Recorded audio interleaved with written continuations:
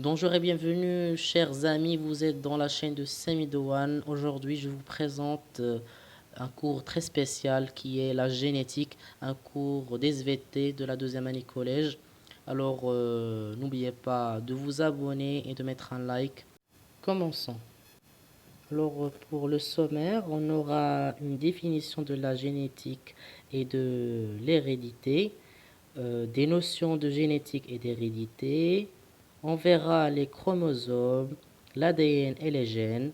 On verra aussi la transmission des caractères héréditaires et aussi les types de transmission. Et enfin, quelques maladies génétiques. La génétique et l'hérédité. La génétique est l'étude de la transmission des caractères héréditaires chez les êtres vivants. Elle vise à déterminer les modes de transmission et à documenter les variations dans les gènes entre les individus d'une même personne. Elle vise aussi à réaliser l'étude de la fonction des gènes. L'hérédité est la transmission des caractéristiques d'une génération à la suivante. C'est lors de la reproduction que se transmet l'information héréditaire des parents aux enfants. Notion de génétique et d'hérédité. Chaque être humain est constitué de milliards de cellules et dans chacune d'elles se trouve un noyau. Celui-ci contient toute l'information héréditaire sous forme de chromosomes.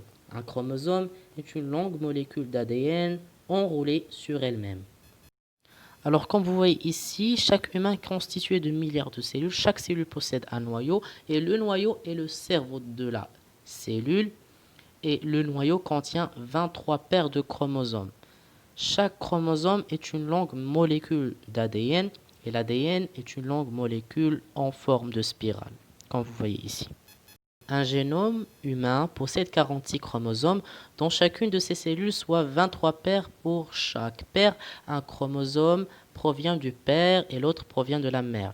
Les 22 premiers sont appelés chromosomes autosomiques. La 23e paire détermine le sexe d'un individu. Il s'agit des chromosomes sexuels X et Y. Le génome humain compte plus de 25 000 gènes. Voici une illustration des chromosomes. L'ADN est une molécule contenant l'information génétique. L'ADN peut être comparé à un livre qui est unique à chaque personne. Ce livre est écrit dans une langue dont les mots se composent de 4 lettres A, T, C, G. Un gène est un morceau d'ADN formé par la suite précise de plusieurs de ces lettres. Cette suite de lettres forme la séquence du gène. Il existe plus de 25 000 gènes dans le génome humain qui codent pour différentes caractéristiques physiques et contrôlent le fonctionnement de l'organisme.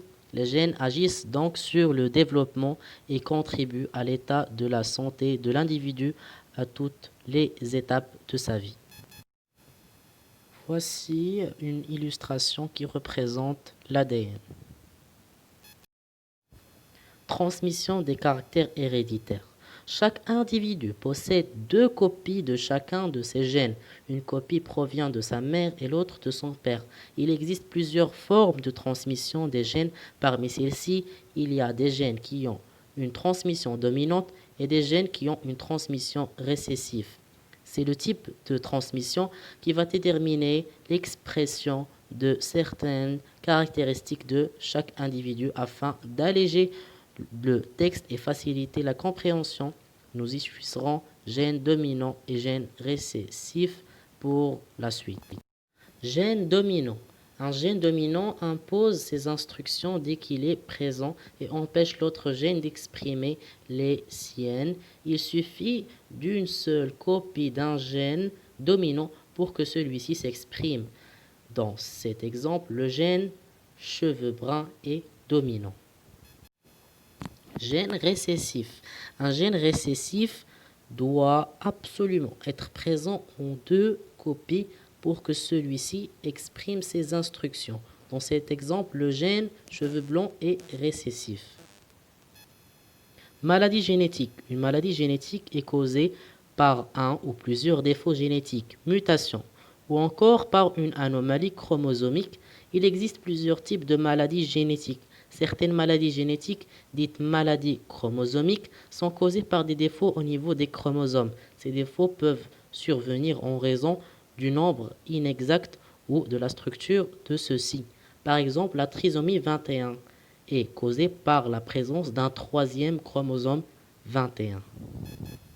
D'autres maladies génétiques sont causées par l'interaction de facteurs environnementaux et de facteurs génétiques. Il s'agit de maladies multifactorielles, c'est-à-dire qu'un gène à lui seul ne peut pas causer la maladie. Cependant, il augmente le risque d'un individu à développer celle-ci. Si ce gène est combiné avec d'autres facteurs génétiques ou environnementaux, il est possible que la maladie se développe. C'est le cas de plusieurs maladies fréquentes telles que l'asthme, le diabète de type 1 et 2, certains types de cancers, les maladies cardiovasculaires, l'obésité, la schizophrénie, l'Alzheimer et la sclérose en plaques pour en nommer que quelques-uns. Eh bien voilà, on est arrivé à la fin de notre cours. J'espère que cette vidéo vous aura plu. N'hésitez pas à la commenter, de mettre un like et de vous abonner et d'aussi partager cette vidéo avec vos amis dans les réseaux sociaux. Vous étiez avec Sami The One. Wassalamu alaikum.